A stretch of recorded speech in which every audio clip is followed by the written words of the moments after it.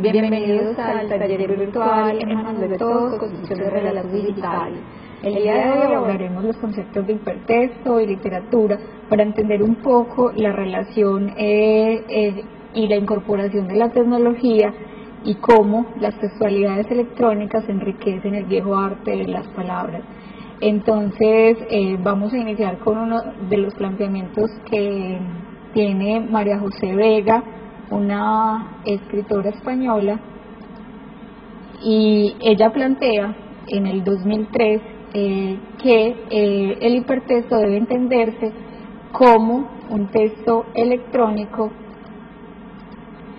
compuesto de nodos y bloques de texto que están unidos entre sí de forma no secuencial, lo que implica múltiples rutas de lectura, donde el lector abandona el rol pasivo para ser quien decide, según sus intereses, expectativas y motivaciones, el hilo textual, avanzando por enlaces que los llevan a infinidad de información y materiales audiovisuales, entre ellos videos, imágenes, animaciones y audios.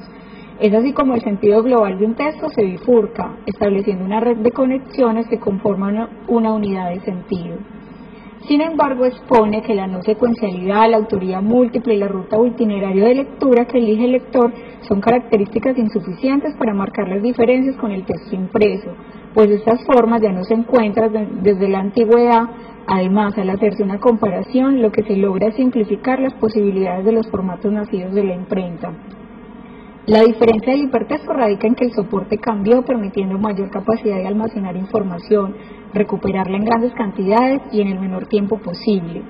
Entonces, el hipertexto, con usos literarios, también conocido como hiperliteratura, narrativa hipertextual, hiperficción, hiperdrama e hiperpoesía, debe comprenderse desde el punto de vista de la teoría literaria como la literatura escrita, haciendo uso de los instrumentos de relación, remisión y enlace que procura el hipertexto.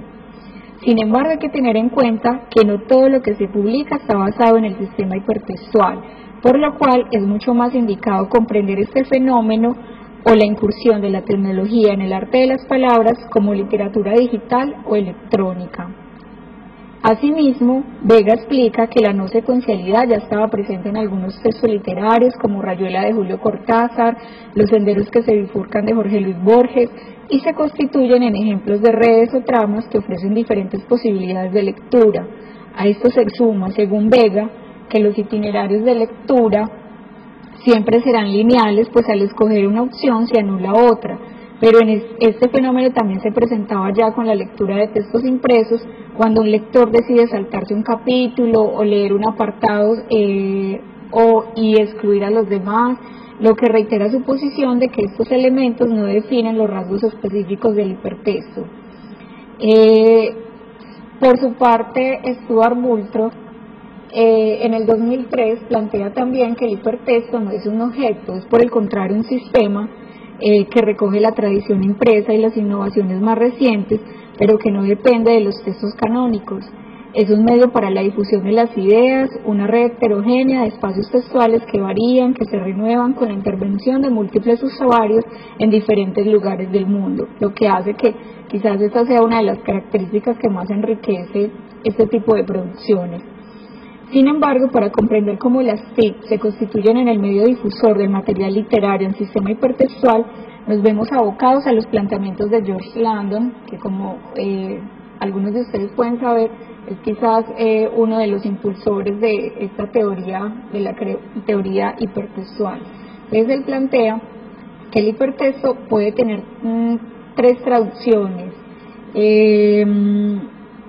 La primera no requiere sino colocar el texto o volumen impreso en un entorno informático, es decir, lo que conocemos como digitalización. Cuando vemos los textos de Gabriel García Márquez, los cuentos clásicos, las obras de los griegos en internet, lo que estamos viendo es una digitalización. Generalmente se conserva la paginación original y casi siempre los encontramos en formato PDF, especialmente los textos de autores clásicos, como lo decía. El segundo enfoque implica adaptar la versión impresa, que puede ir desde aspectos menores como la conversión de lexías a la introducción de enlaces que mantienen un orden lineal, que sería un una presentación con atisbos de hipertextualidad, pero que sigue siendo lineal. Una última traducción más interesante y estimulante para Landon consiste en aprovechar plenamente todas las posibilidades del hipertexto e incluir además materiales adecuados para este, como obras de otros expertos y comentarios de críticos. Asimismo, le permite al lector añadir creaciones propias, comentar el texto e incluso crear sus propias subtramas. Estas ideas presuponen que la introducción a la red de obras literarias puede ir de una simple digitalización, la introducción de un aparato crítico, o que a través de los enlaces se dé la exploración del universo de la obra, que incluye desde la idea del escritor hasta la recepción por parte del lector. Con lo expuesto anteriormente y ante las múltiples opciones que nos ofrecen las textualidades electrónicas, es necesario comprender que el concepto de literatura, como lo conocimos hasta el siglo XIX, cambia, se transforma y ya no es suficiente para catalogar las expresiones que en la reencontramos, en especial con el auge de la literatura digital. La Real Academia Española, en su 22ª edición, define el concepto de literatura. Ahí vemos en primer lugar como el arte que emplea como medio de expresión la lengua. La segunda sección dice que es el conjunto de las producciones literarias de una nación, de una época, de un género, la literatura griega, la literatura del siglo XVI, pero también en pocos términos sería como el canon. La tercera sección es el conjunto de obras que versan sobre un arte o una ciencia, que sería literatura médica o literatura jurídica. La cuarta sección es el conjunto de conocimientos sobre literatura, es decir, si sabe mucho sobre textos, sobre obras literarias. Y la quinta sección es el tratado en que se exponen estos conocimientos, y finalmente dice que es la teoría de las composiciones literarias. No obstante, para Garrido Gallardo, que es un teórico español, y en un artículo que publica en el 2009, afirma que el advenimiento de la literatura hipertextual es algo radicalmente diferente de la página impresa que caracteriza el libro y por consiguiente la noción de literatura. A lo largo de la linealidad del texto literario aparecen en forma de alusiones o de notas en el texto convencional, infinidad de discursos ajenos y entrevistas, pero su presencia es de orden metafórico, es decir, que son relaciones intertextuales, pero son dentro del mismo texto, no hay enlaces, no hay nada que indique que por ahí puedo encontrar más información. Absolutamente distinta de lo que se obtiene pinchando en el enlace correspondiente al cibertexto. La noción de cierre textual, que resulta tan característica en literatura, se torna literalmente imposible, ya que el texto escrito se vuelve el texto escribible, como decía Barnes. O sea, ese espacio social que no deja ningún lenguaje a salvo ni a ningún sujeto de la enunciación en condición de juez, maestro, analista, confesor o intérprete. Es decir, que esa noción de autor único, de crítico que fijaba unas definiciones a partir de un texto se pierde, porque el texto es escribible, es cambiante y puede ser modificado en cualquier momento.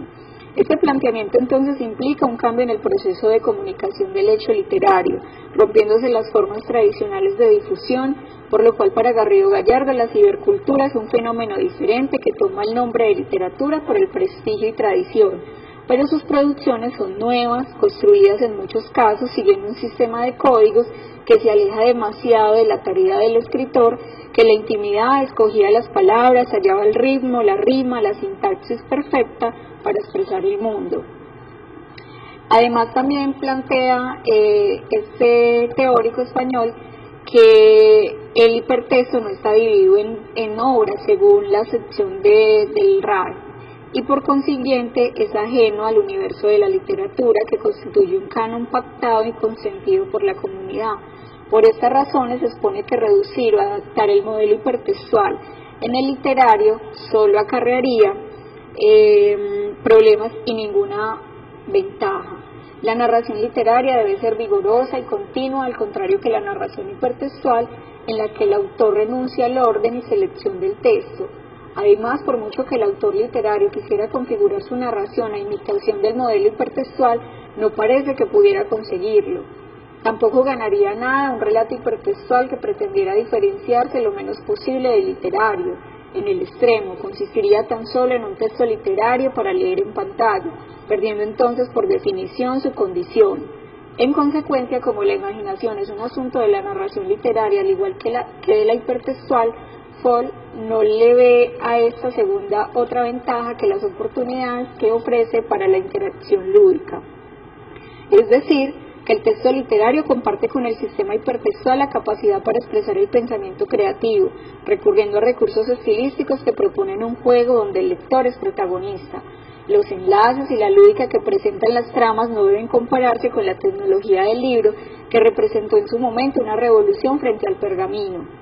En resumen, todos estos avances proporcionan nuevas formas de interacción con los discursos, al mismo tiempo que su crecimiento no supone la desaparición del libro, ni mucho menos de la lectura, como afirman algunos teóricos. Bosqueja, sí, un tipo de lector que debe cooperar con el escritor, contribuir a la construcción del texto, a su exploración y conocimiento, desapareciendo los límites que ponía el autor. Ahora el lector es libre de elegir qué lee y la ruta de lectura, entonces el texto se hace variable, crece gracias a la intervención de este. Con el auge de la tecnología, vemos cómo la noción de literatura se transforma y plantea nuevas opciones para el lector.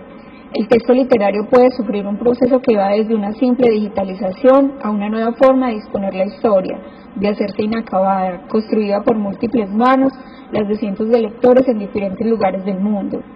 La lúdica y la creatividad se deben hacer materia en el sistema hipertextual.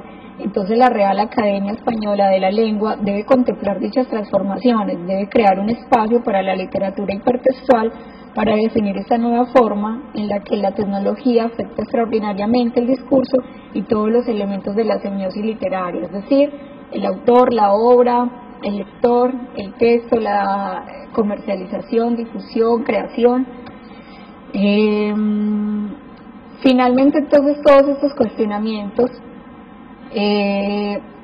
suman el reto de crear literatura y cultura apoyados en las TIC para que se pueda generar discusión, controversia y una reorganización sociocultural y política, es decir, una crisis de conocimientos que plantee nuevos paradigmas que deben ser mirados bajo ópticas nuevas, pues las leyes tradicionales no se adecúan a las demandas interpretativas de este cambio cognitivo y a esta nueva manera de presentar la información.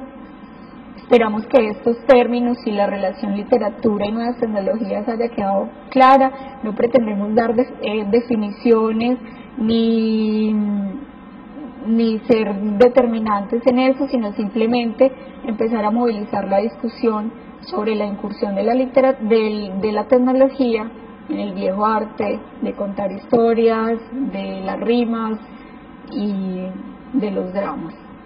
Muchísimas gracias por acompañarnos el día de hoy y esperamos vean las otras conferencias que tenemos para ustedes.